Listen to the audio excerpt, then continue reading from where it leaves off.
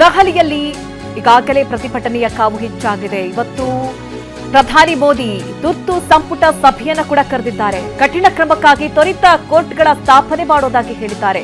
ಇಂದೇ ಸಂಪುಟ ಸಭೆಯಲ್ಲಿ ಅಂತಿಮ ಕರಡನ್ನು ಕೂಡ ಅಂತಿಮವಾಗಿಗೊಳಿಸಲಾಗುತ್ತೆ. ಸೋಮವಾರವೇ ಸಂಸತ್ನಲ್ಲಿ ಮಸೂದೆ ಅಂಗೀಕಾರಕ್ಕೆ ಯತ್ನ. ಸೆಲ್ಫಿ ವಿಡಿಯೋದಲ್ಲಿ ಪ್ರಧಾನಿ ಮೋದಿ ಈ ಬಗ್ಗೆ ಹೇಳಿಕೆಯನ್ನು ಕೊಟ್ಟಿದ್ದಾರೆ. इसलिए मैंने आज फास्ट ट्रैक कोर्ट के लिए विभागों को निर्देश दिए थे. आज विभागों ने लगातार मेहनत करके देर रात मुझे मुसद्दा भी दे दिया.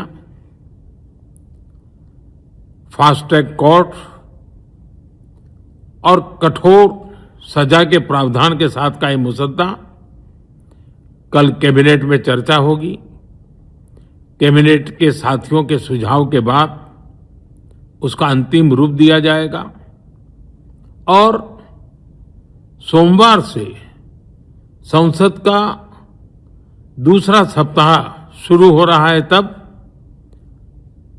जल्द से जल्द उस बिल को सदन में पारित कराने का. ಅದರ ಬಗ್ಗೆ ಹೆಚ್ಚಿನ ಡೀಟೇಲ್ಸ್ ಅನ್ನು ನೀಡ್ತಾರೆ ನಮ್ಮ ಪ್ರತಿನಿಧಿ ಹರೀಶ್. ನೇರ ಸಂಪರ್ಕದಲ್ಲಿ ನಮ್ಮನ್ನ ಜಾಯ್ನ್ ಆಗ್ತಾ ಇದ್ದಾರೆ.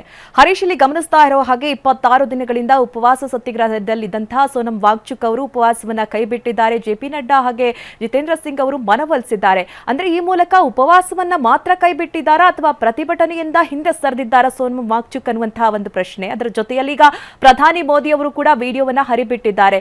ಈ ಮೂಲಕ ಪ್ರತಿಭಟನೆಯನ್ನ ಕೈಬಿಡುವ ಬಗ್ಗೆ ಏನಾದರೂ ವಿದ್ಯಾರ್ಥಿಗಳು ಯೋಚಿಸ್ತಾ ಇದ್ದಾರಾ ಅಥವಾ ಪ್ರತಿಭಟನೆ ಮುಂದುವರಿಯುತ್ತಾ? ಯಾಕಂದ್ರೆ ಇದುವರೆಗೆ ಕೂಡ ರಾಜೀನಾಮೆಯನ್ನ ನೀಡಿಲ್ಲ ಧರ್ಮೇಂದ್ರ ಪ್ರಧಾನ್ ಅವರು. ಹರೀಶ್,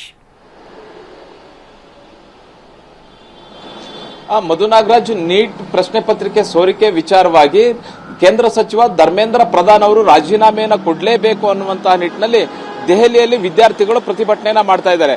ಕಳೆದ 1 ತಿಂಗಳಿಂದಲೂ ಕೂಡ ನಿರಂತರವಾಗಿ ಜಂತರ್ ಮಂತರ್ನಲ್ಲಿ ಪ್ರತಿಭಟನೆಯನ್ನ ಮಾಡ್ತಾ ಇದ್ರು. ಕಳೆದ ಸೋಮವಾರದಿಂದ ಸಂಸತ್ ಅಧಿವೇಶನ ಆರಂಭ ಆಗಿದ್ದರಿಂದ ಸಂಸತ್ ಚಳವಳಿಯನ್ನ ಈ ಒಂದು ವಿದ್ಯಾರ್ಥಿಗಳ ಒಕ್ಕೂಟ ಆಯೋಜನೆಯನ್ನ ಮಾಡಿತ್ತು. ಮತ್ತೆ ಸಾಕಷ್ಟು ವಿದ್ಯಾರ್ಥಿಗಳು ದೆಹಲಿಯಲ್ಲಿ ಸೇರಿದ್ರು.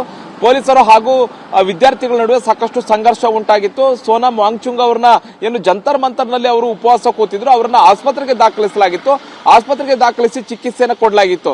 ಕೇಂದ್ರ ಸಚಿವರು ಸಾಕಷ್ಟು ಬಾರಿ ಮನವಿಯನ್ನ ಮಾಡಿಕೊಂಡಿದ್ರು ಸೋನಂ ವಾಂಗ್ಚುಕ್ ಅವರಿಗೆ ಉಪವಾಸವನ್ನ ಕೈಬಿಡಿ, ನಾವು ನಿಮ್ಮ ಬೇಡಿಕೆಗಳನ್ನ ಈಡೇರಿಸ್ತೀವಿ ಅನ್ನುವಂತ ನಿಟ್ಟಿನಲ್ಲಿ ಮನವಿಯನ್ನ ಮಾಡಿಕೊಂಡಿದ್ರು. ಅನೇಕ ಬಾರಿ ಭೇಟಿಯ ನಂತರ ನಿನ್ನೆ ರಾತ್ರಿ ಮತ್ತೆ ಜೆಪಿ ನಡ್ಡಾ ಅವರು ಹಾಗೂ ಜಿತೇಂದ್ರ ಸಿಂಗ್ ಅವರು ಇಬ್ಬರು ಹೋಗಿ ಸೋನಂ ವಾಂಗ್ಚುಕ್ ಅವರನ್ನ ಗುರುಗ್ರಾಮದಲ್ಲಿರುವ ಮೇದಾಂತ ಆಸ್ಪತ್ರೆಯಲ್ಲಿ ಭೇಟಿಯನ್ನ ಮಾಡಿ ಉಪವಾಸ ಕೈ ಬಿಡುವಂತೆ ಮನವಿಯನ್ನ ಮಾಡಿಕೊಂಡ್ರು. ಸೋನಂ ವಾಂಗ್ಚುಕ್ ಅವರು ಕೇಂದ್ರ ಸಚಿವರ ಮನವಿಗೆ ಸ್ಪಂದಿಸಿದ್ದಾರೆ. ಹಾಗಾಗಿ ಅವರು ಉಪವಾಸವನ್ನ ಕೈ ಬಿಟ್ಟಿರುವಂತದ್ದು. ಆದ್ರೆ ಹೋರಾಟವನ್ನ ಕೈ ಬಿಟ್ಟಿದ್ದಾರಾ ಅನ್ನುವಂಥದ್ರ ಬಗ್ಗೆ ಇನ್ನೂ ಸ್ಪಷ್ಟತೆ ಇಲ್ಲ. ಯಾಕಂತಂದ್ರೆ ಸಿಜೆಪಿ ಕಾರ್ಯಕರ್ತರು ಅಥವಾ ವಿದ್ಯಾರ್ಥಿಗಳ ಒಕ್ಕೂಟ ಇನ್ನೂ ಕೂಡ ಜಂತರ್ ಮಂತರ್ನಲ್ಲಿ ಪ್ರತಿಭಟನೆಯನ್ನ ಮುಂದುವರೆಸ್ತಾ ಇದ್ದಾರೆ. ಏನು ಧರ್ಮೇಂದ್ರ ಪ್ರಧಾನ್ ಅವರು ರಾಜೀನಾಮೆಯನ್ನ ಕೊಡಲೇಬೇಕು ಅನ್ನುವಂತಹ ಪಟ್ಟನ್ನು ಕೂಡ ಹಿಡಿದಿರುವಂತಹದ್ದು. ಇವತ್ತು ವಿದ್ಯಾರ್ಥಿ ಸಂಘಟನೆಗಳ ಜೊತೆಯೂ ಕೂಡ ಕೇಂದ್ರ ಸಚಿವ ಜೆಪಿ ನಡ್ಡಾ ಅವರು ಮಾತುಕತೆಯನ್ನು ನಡೆಸ್ತಾರೆ, ಕೇಂದ್ರದ ಪ್ರತಿನಿಧಿಗಳು ಮಾತುಕತೆ ನಡೆಸ್ತಾರೆ ಅನ್ನುವಂತಹ ಮಾಹಿತಿ ಕೂಡ ಸಿಕ್ಕಿರುವಂತಹದ್ದು. ಇವತ್ತು ಮಧ್ಯಾಹ್ನ 12:30ಕ್ಕೆ ಸರಿಯಾಗಿ ಎಲ್ಲೋ ಒಂದು ಕಡೆ ದೆಹಲಿಯ ಯಾವುದೋ ಒಂದು ಕಡೆ ಅಂದ್ರೆ ಇನ್ನು ಸ್ಥಳ ಕೂಡ ನಿಗದಿಯಾಗಿಲ್ಲ, ಆ ಸ್ಥಳದಲ್ಲಿ ಕೇಂದ್ರ ಸಚಿವರು ಇವತ್ತು ಭೇಟಿಯನ್ನ ಮಾಡ್ತಾರೆ. ಸಿಜೆಪಿ ಕಾರ್ಯಕರ್ತರೊಂದಿಗೆ ಭೇಟಿಯನ್ನ ಮಾಡಿ ಮಾತುಕತೆಯನ್ನ ಮಾಡ್ತಾರೆ ಅನ್ನುವಂತಹದ್ದು. ಈಗ ವಿದ್ಯಾರ್ಥಿಗಳು ಪಟ್ಟನ ಹಿಡಿತಾ ಇದ್ದಾರೆ. ಧರ್ಮೇಂದ್ರ ಪ್ರಧಾನ್ ಅವರು ರಾಜೀನಾಮೆಯನ್ನ ಕೊಡಲೇಬೇಕು ಅನ್ನುವಂತ ನಿಟ್ಟಿನಲ್ಲಿ ಪಟ್ಟನ ಹಿಡಿದಿರೋದ್ರಿಂದ ಈಗ ಕೇಂದ್ರ ಸರ್ಕಾರ ಯಾವ ರೀತಿಯಂತ ನಿರ್ಣಯ ತೆಗೆದುಕೊಳ್ಳುತ್ತೆ ಅನ್ನುವಂಥದ್ದು ಬಹಳಷ್ಟು ಪ್ರಮುಖ ಆಗುತ್ತೆ. ನಿನ್ನೆ ತಡರಾತ್ರಿ ಪ್ರಧಾನಿ ನರೇಂದ್ರ ಮೋದಿ ಅವರು ಒಂದು ವಿಡಿಯೋ ಸಂದೇಶವನ್ನ ಬಿಟ್ಟಿರುವಂತಹದ್ದು. ಅದರಲ್ಲಿ ಸ್ಪಷ್ಟವಾಗಿ ಹೇಳಿದ್ದಾರೆ, ಎಲ್ಲ ವಿದ್ಯಾರ್ಥಿಗಳಿಗೆ ಆಗಿರ್ತಕ್ಕಂಥ ನೋವು ಸರ್ಕಾರಕ್ಕೆ ಗೊತ್ತಿದೆ, ಹಾಗಾಗಿ ಸರ್ಕಾರ ಸಾಕಷ್ಟು ಕ್ರಮಗಳನ್ನು ತೆಗೆದುಕೊಂಡಿರುವಂತಹದ್ದು. ಹೀಗಾಗಿಯೇ ಫಾಸ್ಟ್ ಟ್ರ್ಯಾಕ್ ಕೋರ್ಟ್ಗಳನ್ನ ಸ್ಥಾಪನೆ ಮಾಡುವ ನಿಟ್ಟಿನಲ್ಲಿ ಕಾನೂನನ್ನ ಮಾಡಲಿಕ್ಕೆ ಕೇಂದ್ರ ಸರ್ಕಾರ ಎಲ್ಲ ರೀತಿಯಲ್ಲೂ ಕೂಡ ಸಿದ್ಧ ಆಗಿದೆ. ಇವತ್ತೇ ಇವತ್ತು ನಡೆಯುವಂತಹ ಕ್ಯಾಬಿನೆಟ್ ನಲ್ಲಿ ಒಂದು ಮಹತ್ವದ ನಿರ್ಧಾರವನ್ನು ತೆಗೆದುಕೊಳ್ತೀವಿ.